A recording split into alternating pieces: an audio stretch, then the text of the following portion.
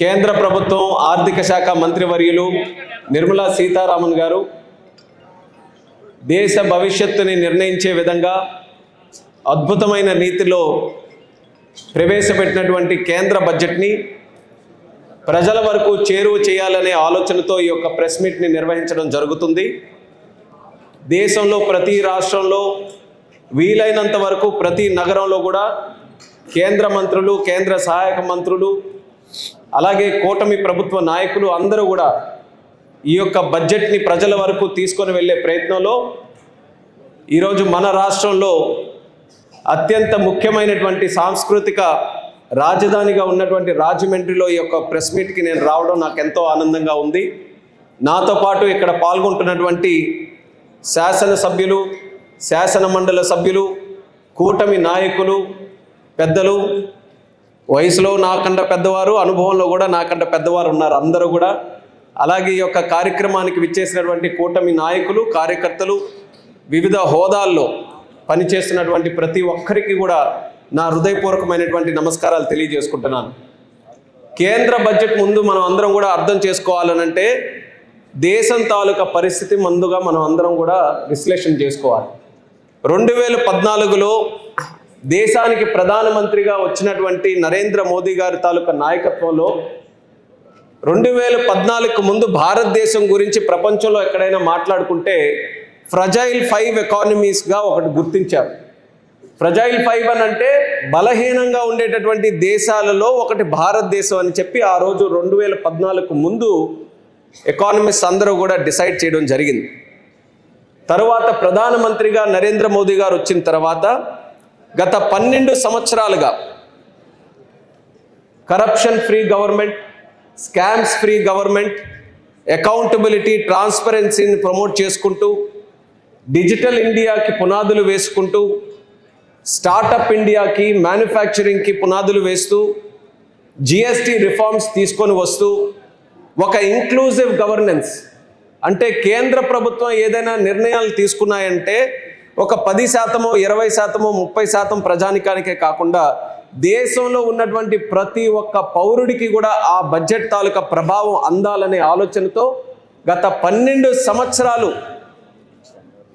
అలు పెరగనటువంటి ఒక శ్రమతో కృషి చేసినటువంటి ప్రధానమంత్రి గారి తాలూకా విజన్ వల్ల ఫ్రజైల్ 5గా అంటే బలహీనంగా ఉన్నటువంటి ఒక 5 ఎకానమీస్ నుంచి ఈరోజు మళ్ళీ అదే ప్రపంచం 4వ అత్యధిక ఆర్థిక శక్తిగా ఈరోజు భారతదేశం గుర్తిస్తుందనంటే అది మనందరికీ కూడా చాలా గర్వకారణం. ఆ క్రెడిట్ కూడా ప్రధానమంత్రి నరేంద్ర మోదీ గారికి దక్కుతుందని తెలియజేస్తున్నాను. ఈ 12 సంవత్సరాలు జరిగినటువంటి ఈ రిఫార్మ్స్ వల్ల ఈ స్టేజ్కి వచ్చిన తర్వాత ఇప్పుడు ఏం చేయాలి? ఈ 2026వ సంవత్సరం దీని తాలూకా ఒక విశిష్టత ఏంటంటే 21వ శతాబ్దంలో 2వ క్వార్టర్ ఏదైతే ఉందో దానికి మొదలుపెట్టేటటువంటి సంవత్సరం. ఈ 21వ శతాబ్దంలో 25 సంవత్సరాలు పూర్తి చేసుకున్నాం. ఈ 25th నుంచి 50th ఇయర్కి వెళ్ళడానికి మొట్టమొదటి సంవత్సరం ఇది. ఇందులో ఒక చాలా పెద్ద లక్ష్యం మన అందరం భారతదేశం తరపున పెట్టుకున్నాం. వికసిత్ భారత్ 2047. 2047 అనంటే భారతదేశం 100 సంవత్సరాలు స్వాతంత్ర దేశంగా ఉన్నటువంటి ఆ సందర్భంలో అప్పటికైనా సరే మన దేశం సంపూర్ణంగా వికసిత్ చెందాలనే ఆలోచనతో నరేంద్ర మోదీ గారి తాలూకా ఆధ్వర్యంలో ఒక లక్ష్యం దేశం మొత్తం మీద మనం అందరం కూడా అందిపుచ్చుకున్నాం. వికసిత్ భారత్గా మనం అందరం కూడా అవతరించాలి. అది కూడా ఈ క్వార్టర్లో 2047ని మనం హిట్ చేయబోతున్నాం. అది సాధించాలనంటే ఇంకా భవిష్యత్తులో మనం ఏం చేయాలి? ఆ నిర్ణయాలకు అనుగుణంగా తయారు చేసినటువంటిదే ఈసారి ప్రవేశపెట్టినటువంటి కేంద్ర బడ్జెట్. 12 సంవత్సరాలు ఏదైతే ఒక బలమైనటువంటి పునాది ఆర్థికంగా మన భారతదేశంలో ఏర్పడిందో దాన్ని వినియోగించుకుంటూ భవిష్యత్తులో కూడా ప్రపంచంలో ఒక ఉన్నతమైనటువంటి శక్తిగా భారతదేశం తయారవ్వాలి. అలాగే మన భారతదేశం కూడా సంపూర్ణంగా అభివృద్ధి చెందాలనే ఆలోచనతో ఆర్థిక శాఖ మంత్రివర్యులు నిర్మలా సీతారామన్ గారు ప్రవేశపెట్టిన బడ్జెట్. ఇందులో కూడా ఒక విశ్లేషణ మనం చేసుకుంటే 9 సంవత్సరాలు కంటిన్యూస్గా ఒక మహిళ ఫైనాన్స్ మినిస్టర్గా ప్రవేశపెట్టారనంటే అది కూడా మనందరికీ కూడా గర్వకారణం. 9 సంవత్సరాలు కంటిన్యూస్గా నిర్మలా సీతారామన్ గారు పెట్టడం, ఆవిడ ప్రవేశపెట్టినటువంటి బడ్జెట్లో ప్రధానమంత్రిగా నరేంద్ర మోదీ గారు కంటిన్యూస్గా ఉండడం. అంటే ఒకే ప్రధానమంత్రితో ఒకే ఫైనాన్స్ మినిస్టర్ 9 కన్సెక్యూటివ్ బడ్జెట్స్ పెట్టడం కూడా ఇదే తొలిసారి భారతదేశ చరిత్రలో. ఆ యొక్క స్థాయిలో ఈరోజు ఈ బడ్జెట్ను కూడా ప్రవేశపెట్టడం జరిగింది. ఈ బడ్జెట్ ద్వారా వికసిత్ భారత్ ఒక ఎత్తు అయితే, మరొక ముఖ్యమైనటువంటి అంశం మన దేశంలో ఉన్నటువంటి యువకులు. యువశక్తి ద్వారా తయారు చేసినటువంటి బడ్జెట్గా నిర్మలా సీతారామన్ గారు పార్లమెంట్లో అనౌన్స్ చేశారు. దాని అర్థం ఏంటంటే, బడ్జెట్ తయారు చేస్తున్నప్పుడు లక్షల మంది మన భారతదేశంలో ఉన్నటువంటి యువకుల ద్వారా ఫీడ్బ్యాక్ తీసుకొని, మీరే కానీ బడ్జెట్ నిర్ణయించాల్సిన పరిస్థితి ఉంటే మీరు ఏ అంశాలను గుర్తిస్తారు, ఏ కేటాయింపులు మీరు చేస్తారు, ఏ సెక్టర్స్ని మీరు ప్రమోట్ చేస్తారని చెప్పి మన యూత్కి మొట్టమొదటిసారి ఫీడ్బ్యాక్ తీసుకొని వాళ్ళ ఆలోచనలకు అనుగుణంగా, వాళ్ళ యాస్పిరేషన్స్కి అనుగుణంగా ఈ యొక్క కేంద్ర బడ్జెట్ని కూడా పొందుపరచడం జరిగింది. ఈ యొక్క లక్ష్యాలు, ఈ బడ్జెట్లో ఉన్నటువంటి కేటాయింపులు ఇవన్నీ కూడా చూసుకుంటే ఒక అపోహ ఎప్పుడు కూడా క్రియేట్ చేస్తున్నటువంటి అపోహ కూడా తొలగించాల్సినటువంటి బాధ్యత నా మీద ఉంది. ఎప్పుడు కూడా కేంద్ర బడ్జెట్ పెట్టిన తర్వాత ఏ రాష్ట్రాల్లో ఎన్నికలు జరుగుతున్నాయో ఆ ఎన్నికల కోసమే బడ్జెట్ అని చెప్పి ప్రతిసారి కూడా ఒక వాదన తీసుకొని వస్తుంటారు. బడ్జెట్ చూడండి, ఇప్పుడున్న రాష్ట్రాలు చూడండి, కానీ గట్స్తో, ధైర్యంతో ఫైనాన్స్ మినిస్టర్ గారు రూపకల్పన చేసినటువంటి ఈ బడ్జెట్ కేవలం ఎన్నికలు జరుగుతున్నటువంటి రాష్ట్రాలకే కాదు, యావత్ భారతదేశానికి కూడా భవిష్యత్తు నిర్ణయించే విధంగా చేశారు. అది ఒక రకంగా చేయాలన్నా ఎంతో ధైర్యం కావాలి. ఎందుకనంటే క్రిటిసిజం, ఎలక్షన్లో వచ్చినటువంటి రాష్ట్రాలకు ఇవ్వకపోతే మా రాష్ట్రాలు గుర్తుకు లేదా అని, ఆ రాష్ట్రాలకు ఇచ్చిన తర్వాత మిగిలిన రాష్ట్రాలు మేము లేమా మా భారతదేశంలో అని. అంటే ఎప్పుడు కూడా కత్తి మీద సాములాగే బడ్జెట్ ఎప్పుడు కూడా ఉంటుంది. కానీ అటువంటి క్లిష్టమైనటువంటి ఆ పరిస్థితుల్లో కూడా, ఒత్తిడిలో కూడా భారతదేశ భవిష్యత్తుని నిర్ణయించుకొని రాజకీయాలని పక్కన పెట్టి 140 కోట్ల మంది భారతీయులు వాళ్ళ భవిష్యత్తుని నిర్ణయించే విధంగా ఈ కేంద్ర బడ్జెట్ పెట్టారనేది గర్వంగా ఈ సందర్భంగా తెలియజేసుకుంటున్నాను. అందులో ముఖ్యమైనటువంటి సెక్టర్స్ మనం తెలుసుకోవాల్సినటువంటిది. 7% వృద్ధి రేటుతో గత 12 సంవత్సరాలుగా మనం భారతదేశం ముందుకు నడుస్తుంది. IMF కూడా ఇంటర్నేషనల్ సంస్థ ప్రపంచంలో 7% పెరిగేటటువంటి దేశాలలో మరొక 20 సంవత్సరాల వరకు ఖచ్చితంగా భారతదేశం ఉండబోతుందని కూడా చెప్పింది. ఈ 7% గ్రోత్ని మనం అచీవ్ చేసుకోవాలి భవిష్యత్తులో కూడా అని అంటే ఖచ్చితంగా దాని మీద కూడా దృష్టి పెట్టుకొని మనం కొన్ని నిర్ణయాలు తీసుకోవాలి.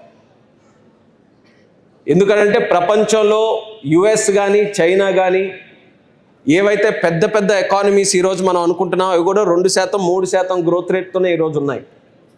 కానీ భారతదేశం దానికి డబల్ కంటే ఎక్కువగా 7% గ్రోత్ రేట్తో ఈరోజు ముందుకెళ్తున్నప్పుడు కొన్ని ముఖ్యమైనటువంటి రంగాలు మనం ఎంచుకొని రేపు భవిష్యత్తులో కూడా ఏదైతే ప్రభావితం చేస్తాయో ఆ అంశాలను తీసుకొని ముందుకు వెళ్ళాలి. అందులో అత్యంత కీలకమైనటువంటిది మ్యానుఫ్యాక్చరింగ్ సెక్టర్. మీ అందరికీ కూడా తెలుసు, మోదీ గారు ప్రధానమంత్రి అయిన దగ్గర నుంచి ఒక నినాదంతో ప్రజల్ని ఎప్పుడూ కూడా తట్టి లేపేవారు. అదే మేక్ ఇన్ ఇండియా క్యాంపెయిన్. మనం స్వదేశీ వస్తువులు వాడాలి, మన కంపెనీల్ని మనం ఎంకరేజ్ చేయాలి, అలాగే మన తయారీ రంగాన్ని మనం ప్రోత్సహించుకోవాలి, మన ఇంపోర్ట్స్ తగ్గించుకొని ఎక్స్పోర్ట్స్ పెంచే విధంగా మన మ్యానుఫ్యాక్చరింగ్ సెక్టర్ని మనం ఎంకరేజ్ చేయాలని మోదీ గారి తాలూకా ప్రయత్నం ఎన్నో సంవత్సరాల నుంచి కొనసాగుతూ వస్తుంది. ఈరోజు దాన్ని డెవలప్ చేసే విధంగా మ్యానుఫ్యాక్చరింగ్లో కొన్ని అద్భుతమైనటువంటి రంగాలు ఎంచుకొని ఫోకస్డ్ అప్రోచ్తో తయారీ రంగాన్ని ప్రమోట్ చేయడం జరుగుతుంది. అందులో రేర్ ఎర్త్ మ్యాగ్నెట్ కారిడార్ని మొట్టమొదటిసారిగా బడ్జెట్లో ప్రవేశపెట్టి అనౌన్స్ చేశారు. అందులో మరొక విశేషం ఏంటంటే ఆంధ్రప్రదేశ్ రాష్ట్రాన్ని కూడా గుర్తించారు. మనం ఒక ఐటీ ఇండస్ట్రీలో వాడే సెమీకండక్టర్స్ కానీ, ఎలక్ట్రానిక్స్ కానీ, ఏవైనా ఈ గ్రీన్ ఎనర్జీకి సంబంధించినటువంటి ప్రోడక్ట్స్ కానీ, సెల్ ఫోన్స్ కానీ, ఎలాంటి డివైజెస్ మనం ఎక్కువగా ఎలక్ట్రానిక్స్ సంబంధించి మనం వాడతాం, ప్రతి ఒక్క దాంట్లో కూడా ఈ రేర్ ఎర్త్ మ్యాగ్నెట్ అనేది ఉపయోగపడుతుంది. రేర్ ఎర్త్ మ్యాగ్నెట్తో పాటు క్రిటికల్ మినరల్స్ కూడా దానితో పాటు ఉపయోగపడతాయి. ఇప్పుడు ఉన్నటువంటి పరిస్థితుల్లో భారతదేశం ఎక్కువ శాతం అది ఇంపోర్ట్ చేయాల్సినటువంటి అవసరం ఉంటుంది. కానీ మన దగ్గర ఖనిజాలు ఉన్నాయి. దానికి సంబంధించి ఒక ప్రత్యేకమైనటువంటి ఒక కార్యక్రమం చేస్తూ భారతదేశంలో క్రిటికల్ మినరల్స్ ఎన్ని ఉన్నాయి, ఏవేవి మనం గుర్తించాలి, ఎక్కడ దాని తాలూకా మైన్స్ ఉన్నాయి, ఏవి మనం ఎక్స్ప్లోర్ చేయాలి, దేవి మనం మైన్ చేసి దాన్ని మనం ప్రోడక్ట్స్గా తయారు చేయాలి, ఇవన్నీ కూడా ఒక సర్వే కానీ రీసెర్చ్ కానీ అన్నీ కూడా చేసిన తర్వాత ఈరోజు రేర్ ఎర్త్ మ్యాగ్నెట్ కారిడార్స్ కూడా మన భారతదేశంలో మొట్టమొదటిసారిగా మనం స్థాపించబోతున్నాం. ఆంధ్రప్రదేశ్ కూడా దానికి వేదిక కాబోతుంది. సో రేపు భవిష్యత్తులో ఏవైతే ఈ ఇంపార్టెంట్ క్రిటికల్ మినరల్స్ కానీ రేర్ ఎర్త్ మ్యాగ్నెట్స్ కానీ ఉన్నాయో దీన్ని ఇంపోర్ట్ మనం తగ్గించుకొని మన దగ్గరే మ్యానుఫ్యాక్చర్ చేసుకునే విధంగా ప్రభుత్వం నిర్ణయం తీసుకుంటుందని కూడా ఈ సందర్భంగా తెలియజేస్తున్నాను. దానితో పాటు బయోఫార్మా శక్తి కింద ఆల్రెడీ మన ఆంధ్రప్రదేశ్ కూడా అందులో బలమైనటువంటి ఒక ముద్ర వేసుకుంది ఫార్మాస్యూటికల్ సెక్టర్లో. దానికి సంబంధించి 10,000 కోట్ల రూపాయలు బయోఫార్మా ఇండస్ట్రీ కోసం కూడా ప్రత్యేకంగా కేటాయించింది. అలాగే దానికి సంబంధించినటువంటి బయోఫార్మాకి సంబంధించినటువంటి ట్రైనింగ్ కానీ స్కిల్లింగ్ కానీ వాటి మీద కూడా ప్రత్యేకమైనటువంటి నిర్ణయాలు తీసుకొని దాన్ని కూడా ప్రమోట్ చేసే పరిస్థితిలో ఈరోజు కేంద్ర ప్రభుత్వం నిర్ణయాలు తీసుకుంది. అలాగే మ్యానుఫ్యాక్చరింగ్ సెక్టర్లో స్పోర్టింగ్ గుడ్స్ కోసం, అలాగే కంటైనర్ మ్యానుఫ్యాక్చరింగ్ కోసం, ఇవన్నీ కూడా ఇంత స్పెసిఫిక్గా అసలు కంటైనర్స్ ఏంటి, స్పోర్టింగ్ గుడ్స్ ఏంటి, లేకపోతే క్రిటికల్ మినరల్స్ ఏంటి, బయోఫార్మా ఎందుకు, ఇవన్నీ ఎందుకనంటే కేవలం భారతదేశం తాలూకు అవసరాలే కాదు, ప్రపంచంలో కూడా వచ్చే 20 సంవత్సరాల్లో ఏ అవసరాలు ఏ అవకాశాలు రాబోతున్నాయి, ఆ అవకాశాలని భారతదేశం అందిపుచ్చుకొని సప్లై చైన్లో గ్లోబల్ మేనేజ్మెంట్లో మనం కూడా ఒక వేదికగా ఎలా తయారవ్వాలనేది ఒక ప్రయత్నం ద్వారా ఈ యొక్క సెక్టర్స్ని మనం చూస్ చేసుకోవడం కూడా జరిగింది. దీనితో పాటు సర్వీసెస్ సెక్టర్లో మనం చూసుకుంటే హెల్త్లో, ఎడ్యుకేషన్లో, స్కిల్లింగ్ ట్రైనింగ్లో, ఐటీ సెక్టర్లో, వీటన్నిటిలో కూడా ముఖ్యంగా ఎక్కువ నిధులు ఈసారి కేటాయించి సర్వీసెస్లో ఒక లక్ష్యం పెట్టుకున్నాం. 2047 సంవత్సరానికి ప్రపంచంలో ఉండే సర్వీసెస్ అన్నీ కూడా అందులో 10% మన భారతదేశం నుంచే రావాలని, ఇది మోదీ గారి తాలూకా లక్ష్యం. ఈ లక్ష్యం చేరుకోవాలనంటే ప్రపంచంలో ఉన్నటువంటి సర్వీసెస్ ఏంటి, ఆ సర్వీసెస్కి అనుగుణంగా ఎక్కడెక్కడ గ్యాప్స్ ఉన్నాయి, ఆ గ్యాప్స్ మన భారతదేశం యువకులు ఎలా ఫిల్ చేయగలరు, దీని మీద ప్రత్యేకంగా స్టడీ చేసి ఆ విషయాలన్నింటినీ కూడా ఈ బడ్జెట్లో పొందుపరిచారు. అందుకనే హెల్త్ సర్వీసెస్లో కావాల్సినటువంటి మెడికల్ ప్రొఫెషనల్స్ ఇతర దేశాల్లో కూడా అవసరం ఉంటుంది కాబట్టి వాళ్ళకి స్కిల్లింగ్ చేయడానికి మన భారతదేశంలో ప్రత్యేకంగా సెంటర్స్ని మనం ఏర్పాటు చేస్తున్నాం. అలాగే ఐటీ సెక్టర్లో కూడా, ఐటీ సెక్టర్లో మన ఆంధ్రప్రదేశ్ రాష్ట్రం తాలూకా దూకుడు ఏ రాష్ట్రం కూడా ఈరోజు తట్టుకోలేకపోతుంది. అది కూడా ముఖ్యంగా దాంట్లో కూడా కోర్ విశేషం ఏంటంటే ఆర్టిఫిషియల్ ఇంటెలిజెన్స్ డేటా సెంటర్ తాలూకా హబ్స్. ఆ డేటా సెంటర్ హబ్స్ని కూడా మన భారతదేశంలో ఎంకరేజ్ చేయడానికి, వాటిని పెట్టడానికి, వాటికి స్కిల్లింగ్కి కానీ, అదనంగా కస్టమ్స్ డ్యూటీ ఎగ్జెంప్షన్ కానీ, క్లౌడ్ సర్వీసెస్కి సంబంధించినటువంటి అంశాలు కానీ ఇవన్నీ కూడా బడ్జెట్లో పెడుతూ రేపు భవిష్యత్తులో ఈ యొక్క ఆర్టిఫిషియల్ ఇంటెలిజెన్స్ అలాగే డేటా సెంటర్ హబ్స్ ఇది చాలా దీని తాలూకా ప్రాముఖ్యత చాలా పెరగబోతుంది. కాబట్టి ఇప్పటి నుంచే భారతదేశంలో బలమైనటువంటి ఒక ఫౌండేషన్ వేయాలనే ఆలోచనతో ఆ సెక్టర్ను కూడా, ఐటీ సెక్టర్ను కూడా చాలా ప్రాముఖ్యతగా తీసుకొని ఈ బడ్జెట్లో పొందుపరిచారు. సెమీ కండక్టర్ మిషన్ గతంలోనే మనం మొదలుపెట్టాం. సెమీ కండక్టర్ చిప్స్ కానీ తయారు చేయాలనంటే ప్రపంచంలో 3-4 దేశాల వేళ్ళ మీద మనం లెక్క పెట్టచ్చు. భారతదేశంలో జరుగుతుందా లేదా అన్నటువంటి అనుమానం ఉండేది. కానీ వేదిక ద్వారా అభినందించదలుచుకున్నాను అశ్విని వైష్ణవ్ గారు. ఆయన ప్రత్యేకంగా దృష్టి పెట్టి మోదీ గారి తాలూకా ఆలోచనల్ని అమల్లో తీసుకొని వచ్చి మన భారతదేశంలో వితిన్ 2 ఇయర్స్లో సెమీ కండక్టర్ చిప్స్ మ్యానుఫ్యాక్చరింగ్ చేసే స్థాయికి మన భారతదేశాన్ని ఈ స్థాయికి అశ్విని వైష్ణవ్ గారు తీసుకొని వెళ్ళారు. అది కూడా మనందరికీ చాలా గర్వకారణం. మనం సక్సెస్ సాధించాం. గతంలో సెమీ కండక్టర్ డివైసెస్ కోసం ఆ ఇండస్ట్రీ కోసం 22,000 కోట్లు కేటాయిస్తే ఈరోజు ఆ సక్సెస్ సాధించడం వల్ల సుమారు 40,000 కోట్ల రూపాయలు దీనికోసం ప్రత్యేకంగా కేటాయించి ఆ సెమీకండక్టర్ మిషన్ని ఇంకా ముందుకు నడిపించగలుగుతున్నారు. అలాగే ఈరోజు ఇన్ని రకాల సెక్టర్స్ మనం చూసాం. ఈ సెక్టర్స్ యువత ఎలాగ దానికి అందిపుచ్చుకోవాలనంటే యువత కూడా ఈరోజు ఆంట్రప్రనర్స్గా మారాలి. చంద్రబాబు నాయుడు గారు ఆయన కూడా ప్రతి నిమిషం కూడా చెప్పేటటువంటి మాట 1 ఫ్యామిలీ 1 ఆంట్రప్రనర్. ప్రతి కుటుంబం నుంచి కూడా ఒక ఆంట్రప్రనర్ రావాలని. ఈ భాష కేవలం ఆంధ్రప్రదేశ్లోనో భారతదేశంలోనే మాట్లాడుతున్నది కాదు. నేను మొన్న దావోస్లో కూడా వరల్డ్ ఎకనామిక్ ఫోరంలో పార్టిసిపేట్ చేస్తున్నప్పుడు ప్రపంచం అంతా కూడా ఇదే భాష మాట్లాడుతుంది. ఆంట్రప్రనర్షిప్ని ఎలా ఎంకరేజ్ చేయాలి, కేవలం ఒకళ్ళు చదువుకొని జాబ్ సంపాదించుకోవడమే కాదు, వాళ్ళ స్థాయి పెరిగి ఒక ఐడియాతో వాళ్ళు ఏదైనా ఒక కంపెనీ పెట్టి దేశం ప్రభావితం చేసే విధంగా ఏం చేయొచ్చు సర్వీసెస్లో కానీ మ్యానుఫ్యాక్చరింగ్లో కానీ. ఇది ఒక పెద్ద చర్చ ప్రపంచం మొత్తం మీద జరుగుతుంది. అటువంటి ఆ ఆంట్రప్రనర్షిప్ని ఎంకరేజ్ చేయడానికి కూడా బడ్జెట్లో ఈ యొక్క బడ్జెట్లో కూడా కొంత నిధులు కూడా కేటాయింపు చేయడం జరిగింది. స్టార్టప్ మిషన్ చాలా సక్సెస్ఫుల్గా భారతదేశంలో నడుస్తుంది. ఎక్కడో 2014లో 3-4 వేలు ఉన్నటువంటి స్టార్టప్స్ ఈరోజు 2 లక్షలకు పైగా స్టార్టప్స్ ఈరోజు మన భారతదేశంలో ఉన్నాయి. అలాగే అందులో సక్సెస్ సాధించినటువంటి స్టార్టప్స్ తాలూకా సంఖ్య కూడా చాలా పెరిగింది. దాన్ని కూడా నెక్స్ట్ లెవెల్కి తీసుకొని వెళ్ళాలి. సో స్టార్టప్ మిషన్ కింద దానికి కూడా నిధులు కేటాయించారు. అలాగే MSMEs most important job creating sector in the country. అత్యధికంగా మనకి జాబ్స్ ఎక్కడ కొత్త ఉద్యోగాలు కానీ కొత్త ఉపాధి అవకాశాలు ఎక్కడొస్తున్నాయనంటే సూక్ష్మ మధ్యమ తరగతి ఈ యొక్క ఇండస్ట్రీస్ ఏవైతే ఉన్నాయో అక్కడ ఎక్కువ గ్రామీణ ప్రాంతాల వారు కూడా చిన్న చిన్న స్కిల్స్తో పాటు అందులో పనిచేసుకునే అవకాశం వాళ్ళందరికీ కూడా దక్కుతుంది.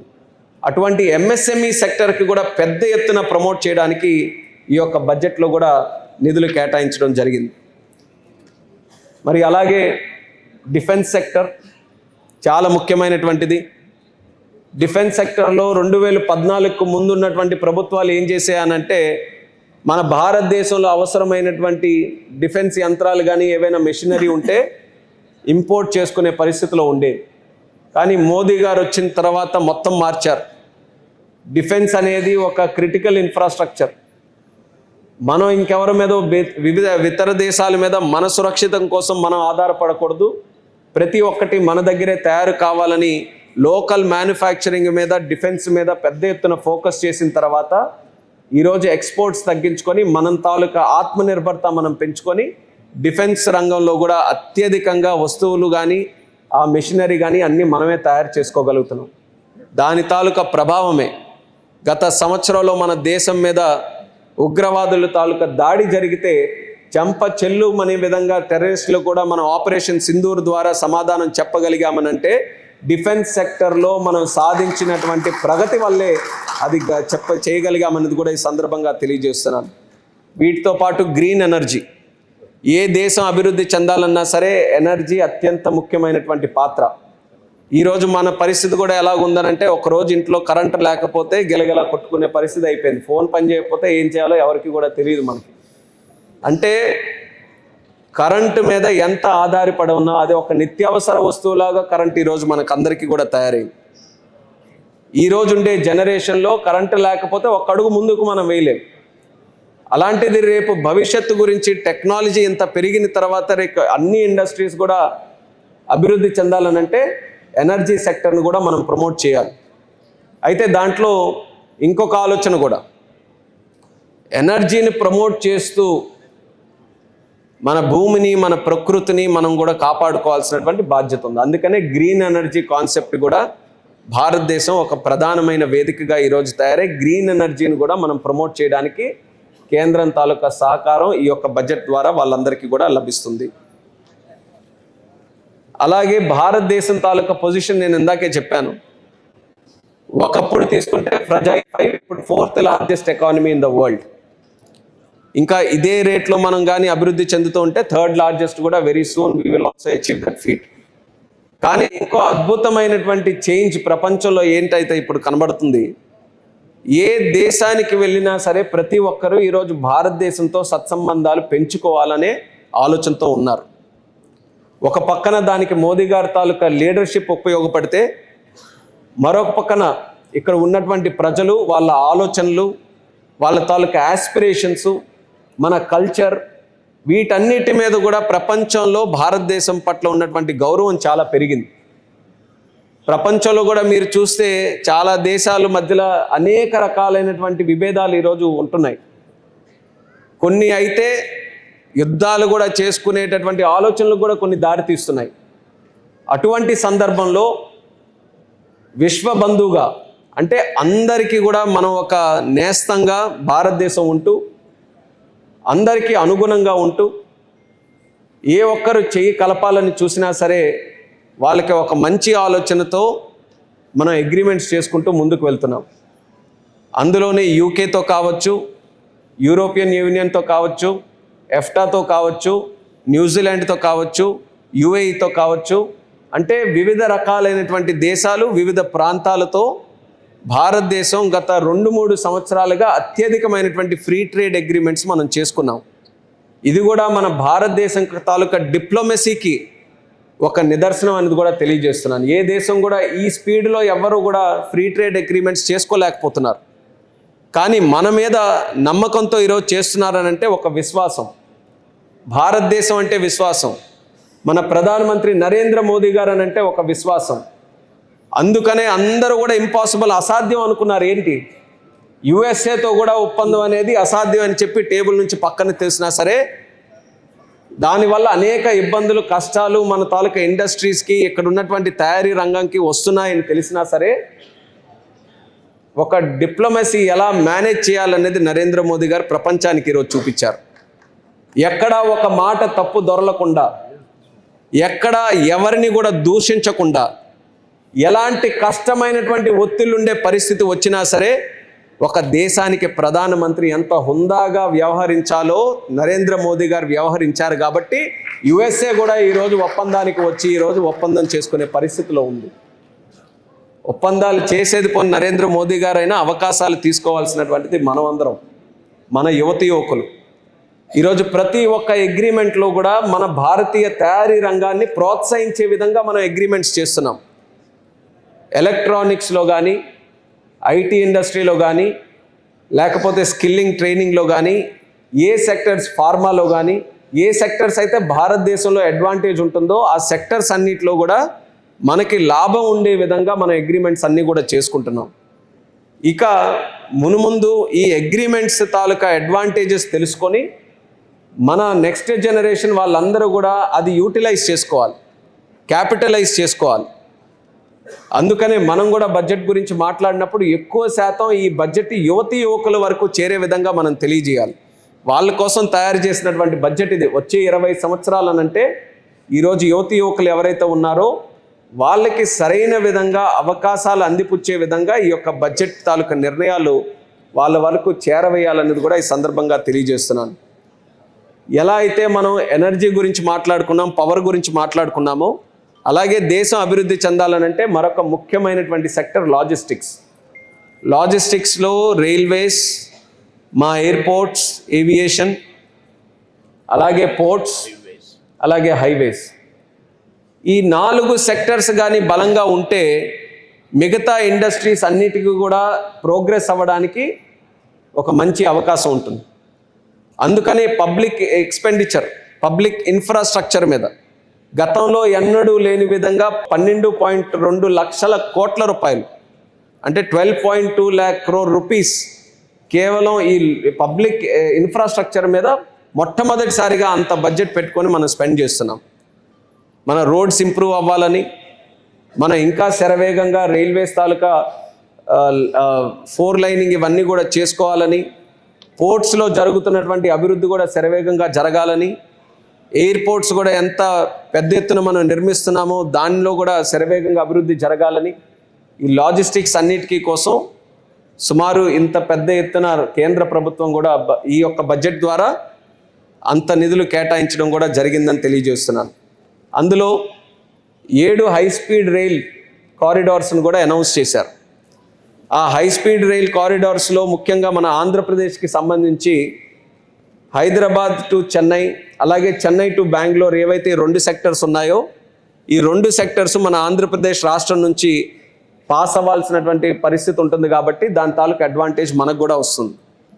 గతంలో బుల్లెట్ ట్రైన్ గురించి మాట్లాడినప్పుడు కూడా ఇలాగే చాలామంది అవహేళన చేశారు. బుల్లెట్ ట్రైన్ మాట్లాడుతున్నారు కానీ అది సాధ్యం కాదని చెప్పి. కానీ మోదీ గారు దాని మీద బలమైనటువంటి దృఢ సంకల్పంతో కృషి చేశారు. అశ్విని వైష్ణవ్ గారు కూడా అదే రకంగా గ్రౌండ్ రియాలిటీని తెలుసుకొని అమలు చేశారు. ఈరోజు అతి త్వరలో మొట్టమొదటిది అహ్మదాబాద్ టు ముంబై ఏదైతే బుల్లెట్ ట్రైన్ ఉందో భారతదేశంలో మన అందరం కూడా వాస్తవ రూపం దాల్చబోతున్నాం. అంటే ఒక బుల్లెట్ ట్రైన్కి మనం కొంత సమయం తీసుకొని అదంతా కూడా చేసాం. కానీ ఈరోజు ఆ బుల్లెట్ ట్రైన్ టెక్నాలజీ మీద మనకి ఎంత నమ్మకం ఈరోజు కలిగిందనంటే ఒకటి నుంచి డైరెక్ట్గా నెక్స్ట్ ఏదో 1-2 అనౌన్స్ చేయడం కాదు, ఏకంగా 7 చేసే పరిస్థితిలో భారతదేశం ఉందనంటే ఆ టెక్నాలజీని మనం ఎంత కాన్ఫిడెంట్గా మన తాలూకా సెక్టర్స్లో మనం అలవాటు చేసామన్నది ఇది ఒక ఉదాహరణ. ఈ యొక్క రైల్ కారిడార్స్ ప్రోగ్రెస్లో కూడా మన ఆంధ్రప్రదేశ్ రాష్ట్రానికి చాలా బెనిఫిట్ జరగబోతుందని కూడా ఈ సందర్భంగా తెలియజేస్తున్నాను. అలాగే మహిళలకి సంబంధించి లఖ్పతి దీదీ ప్రోగ్రామ్ ఒకటి చక్కగా జరిగింది. ఆ ప్రోగ్రాం ద్వారా వచ్చినటువంటి సక్సెస్ ద్వారా మహిళల తాలూకా ఎంపవర్మెంట్ కోసం ఇంకా చాలా చేయాలని, అలాగే దానికి సంబంధించి ప్రతి డిస్ట్రిక్ట్లో కూడా బహుశా గతంలో ఎప్పుడు కూడా ఇలాంటి నిర్ణయం జరిగి ఉండదేమో, ప్రతి భారతదేశంలో ఉన్నటువంటి ప్రతి జిల్లాలో మహిళలకి సంబంధించి ఒక హాస్టల్ కూడా నిర్మించాలని చెప్పి బడ్జెట్ ద్వారా తెలియజేశారు.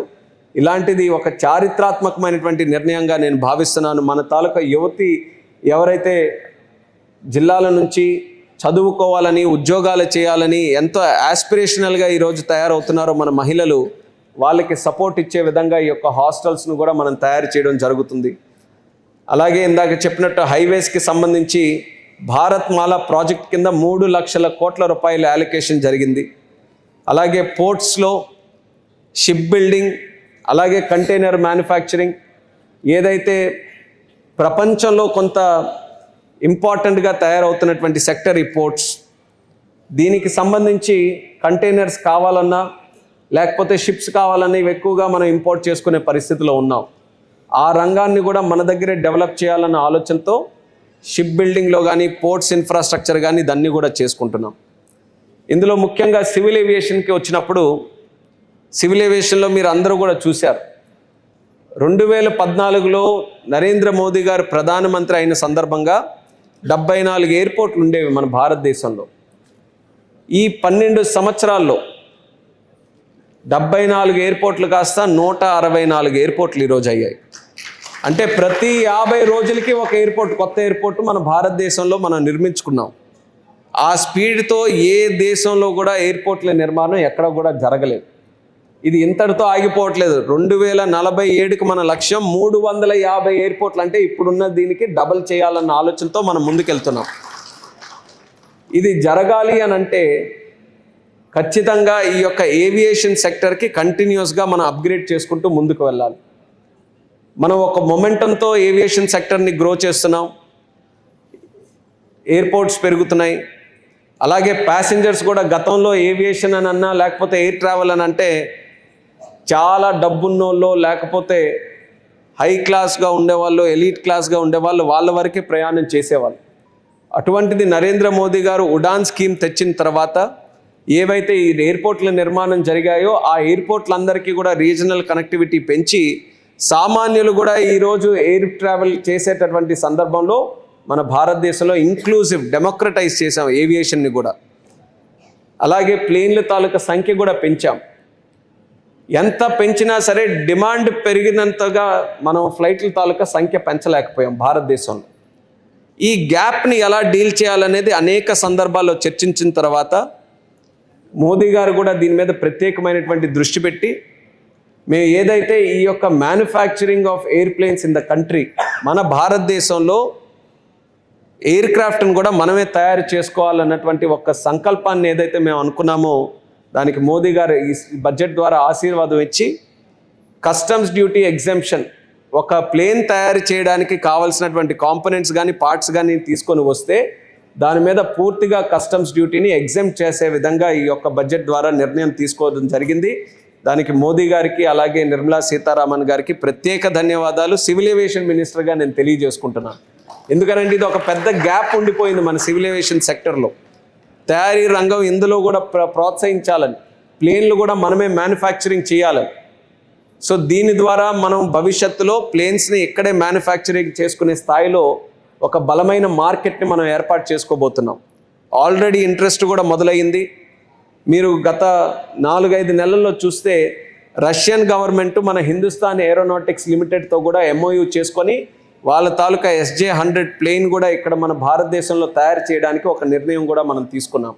అలాగే ఎంబ్రేయర్ బ్రెజిల్లో తయారు చేసేటటువంటి ప్లేన్ తాలూకా సంస్థ వాళ్ళు కూడా అదానీ ఏరోస్పేస్ అండ్ డిఫెన్స్తో వాళ్ళు కూడా MOU చేసుకొని వాళ్ళు కూడా మన భారతదేశంలో ప్లేన్లు తయారు చేసుకోవడానికి ఒక MOU అంగీకారం కూడా వాళ్ళు కూడా తెలిపారు.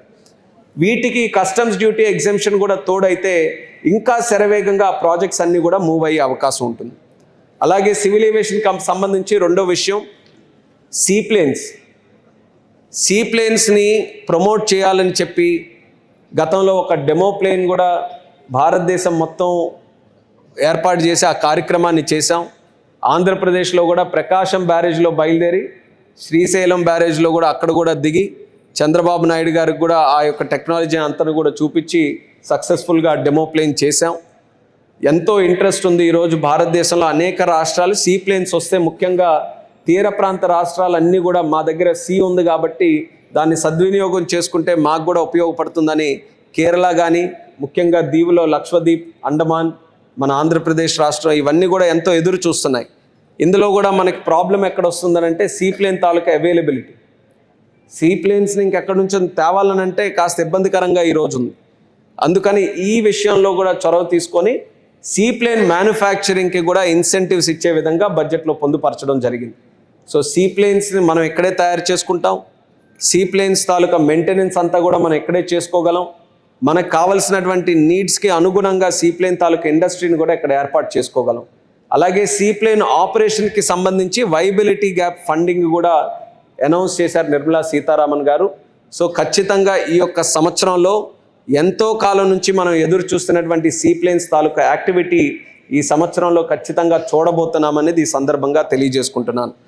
అలాగే లీజింగ్ ఇండస్ట్రీ ఇప్పుడు అత్యధికంగా ప్లేన్లు తీసుకోవాలనంటే ఎయిర్లైన్ ఆపరేటర్స్ ప్లేన్లు కొనట్లేదు, లీజింగ్, రెంట్ తీసుకున్నట్టుగా లీజింగ్ తీసుకుంటున్నారు.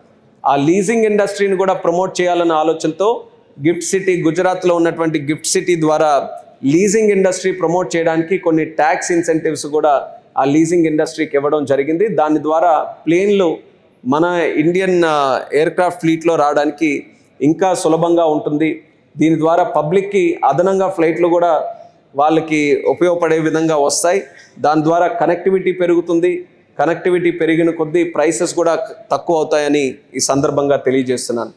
సివిల్ ఏవియేషన్తో పాటు మన ఆంధ్రప్రదేశ్ రాష్ట్రం, మన రాష్ట్రానికి కూడా మనం తీసుకుంటే ఇందాకే చెప్పాం, మన రేర్ ఎర్త్ మ్యాగ్నెట్ కారిడార్ కూడా మనకు అనౌన్స్ చేశారు. దానికి మన తీర ప్రాంతంలో ఖనిజాలు ఉన్నాయి. ముఖ్యంగా మన శ్రీకాకుళం జిల్లాలో, అలాగే విజయనగరం ఆ ప్రాంతాల్లో కూడా దీని తాలూకా మైనింగ్ జరుగుతుంది. కాబట్టి ఈ రేర్ ఎర్త్ మ్యాగ్నెట్ తాలూకా కారిడార్ మన ఆంధ్రప్రదేశ్ రావడం ఎంతో సంతోషకరమైన విషయం. అలాగే హై స్పీడ్ కారిడార్స్లో కూడా మన ఆంధ్రప్రదేశ్ త్రూ ఒక 2 సెక్టర్స్ కూడా వెళ్ళడం, దాని తాలూకా ప్రభావం కూడా మన ప్రాంతం మీద ఉంటుంది. అలాగే టూరిజం పట్ల అరకులో ట్రెక్కింగ్ కోసం, అలాగే పులికట్ లేక్లో బర్డ్ వాచింగ్ కోసం దానికి కావాల్సినటువంటి ఇన్ఫ్రాస్ట్రక్చర్ కూడా మన బడ్జెట్లో అనౌన్స్ చేయడం జరిగింది. రైల్వేస్కి సంబంధించి ఈసారి బడ్జెట్లో 10,134 కోట్లు అనౌన్స్ చేశారు అశ్విని వైష్ణవ్ గారు. గతంలో ఆంధ్రప్రదేశ్లో గతంలో జరిగినటువంటి అనౌన్స్మెంట్స్ ద్వారా సుమారు 92,000 కోట్ల పనులు ఆల్రెడీ ప్రోగ్రెస్లో ఉన్నాయి. అందులో సుమారు 74 స్టేషన్లు కూడా అమృత్ భారత్ స్టేషన్ల కింద అప్గ్రేడ్ అయ్యే పరిస్థితులు అన్నీ కూడా కంటిన్యూ అవుతున్నాయి. దానితో పాటు అదనంగా కొత్త ప్రాజెక్ట్స్ కోసం 10,134 కోట్లు రైల్వేస్లో కూడా మన రాష్ట్రానికి సంబంధించి అనౌన్స్ చేయడం జరిగింది. పోలవరంకి సంబంధించి దానికి కూడా నిధులు కేటాయించారు, 3,290 కోట్ల రూపాయలు. అమరావతికి సంబంధించి 11,129 కోట్ల రూపాయలు అనౌన్స్ చేశారు.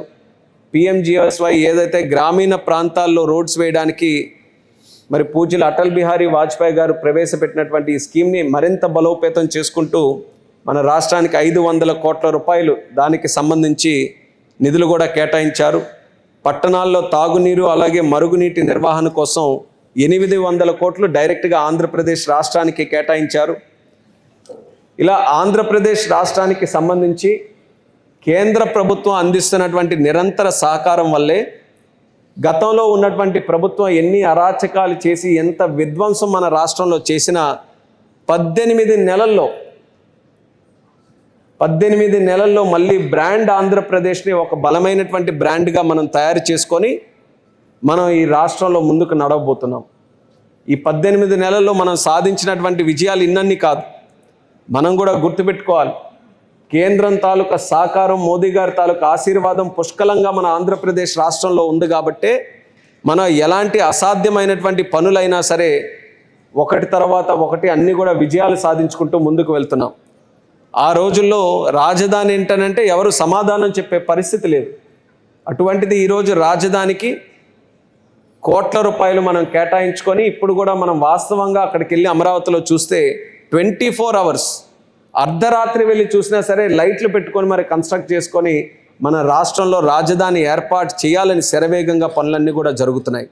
పోలవరం ప్రాజెక్టు గతంలో ఉన్నటువంటి పాలకులు దాన్ని నిర్లక్ష్యం చేసి నిర్వీర్యం చేసి అసలు సరైన విధంగా దానికి ప్లానింగ్ కానీ ఏ ప్రాసెస్ లేకపోవడం వల్ల ఏదైతే ఖర్చు పెట్టామో అది కూడా వేస్ట్ అయ్యే పరిస్థితిలో పోలవరం ప్రాజెక్ట్ తయారైంది. 900 కోట్ల నష్టానికి దారితీసింది వాళ్ళు చేసినటువంటి పనుల వల్ల. అటువంటిది మళ్ళీ మన కూటమి ప్రభుత్వం వచ్చిన తర్వాత శ్రద్ధతో బాధ్యతతో మళ్ళీ ఆ పనులు శరవేగంగా చేసి ఆన్ టైం పూర్తి చేసే పరిస్థితిలో పోలవరానికి కేంద్రం నుంచి మనం సహకారం తీసుకొని వస్తున్నాం. విశాఖపట్నం స్టీల్ ప్లాంట్ చాలా సెంటిమెంటల్ ఇష్యూ మన ఆంధ్రప్రదేశ్ రాష్ట్ర ప్రజలందరికీ కూడా. అటువంటి స్టీల్ ప్లాంట్ ప్రైవేటైజేషన్ అయిపోతుందనంటే ఆ రోజు ఉన్నటువంటి వైఎస్ఆర్ కాంగ్రెస్ పార్టీ ప్రభుత్వం ఏదో ప్రైవేటైజ్ అయిపోతే దాని మీద మనం ఎలా డబ్బులు సంపాదించుకున్నాం అన్నటువంటి ఆలోచనకు వచ్చారు. ఆ భూముల్లో అమ్మేస్తే ఆ భూముల్లో మాకెలా వాటాలు వస్తాయన్నటువంటి పరిస్థితికి వచ్చారు. మళ్ళీ మన కూటమి ప్రభుత్వం వచ్చిన తర్వాత చంద్రబాబు నాయుడు గారు, పవన్ కళ్యాణ్ గారు, మోదీ గారు అందరూ కలిసికట్టుగా కూర్చొని దాని తాలూకా విశిష్టత తెలుసుకొని మన రాష్ట్రానికి మరొక అవకాశంగా ఆ విశాఖపట్నం స్టీల్ ప్లాంట్కి సుమారు 13,000 కోట్ల రూపాయలు బడ్జెట్ సహకారం కూడా అందించి ఈరోజు గర్వంగా తెలియజేసుకుంటున్నాను. మొన్న జనవరిలో అక్కడ ఉన్నటువంటి 3 బ్లాస్ట్ ఫర్నేస్లు కూడా ఫుల్ ఫ్లెడ్జ్డ్గా రన్ చేసిన తర్వాత మొట్టమొదటిసారి 52 crores ప్రాఫిట్లోకి మళ్ళీ విశాఖపట్నం స్టీల్ ప్లాంట్ తీసుకొని వచ్చాం. అది కమిట్మెంట్ అంటే, అది లీడర్షిప్ అంటే, అది రాష్ట్రం పట్ల ఒక బాధ్యత అంటే. ఇలాంటి ఎగ్జాంపుల్స్ ఎన్నో ఉన్నాయి. రైల్వే జోన్ కూడా ఎప్పటి నుంచో మరుగున పడిపోతే రైల్వే మినిస్టర్ గారు గతంలో, ఎందుకనంటే ఆ రోజు ఎంపీగా నేను ఉండేవాడిని, రైల్వే జోన్ గురించి కూడా నేను చాలా రకాలుగా ఒక ప్రయత్నాలు చేస్తూనే ఉండేవాడిని. అప్పుడు అశ్విని వైష్ణవ్ గారికి అనేక ప్రశ్నలు నావే ఉండేవి రైల్వే జోన్ మీద కూడా. ఏంటి కారణం, అప్పుడు అనౌన్స్ చేశారు ఇంకా ముందుకు నడవట్లేదని అంటే ఒక 52 acres రాష్ట్ర ప్రభుత్వానికి అడిగాం, ఆ భూమి కూడా ఇప్పటి వరకు ఇవ్వలేదని కేంద్ర ప్రభుత్వం సమాధానం ఇచ్చింది. 52 ఎకరాలు రైల్వే జోన్ లాంటి అంశం కోసం కూడా ఇచ్చుకోలేనటువంటి పరిస్థితుల్లో గతంలో ఉన్నటువంటి ప్రభుత్వం ఉండేది.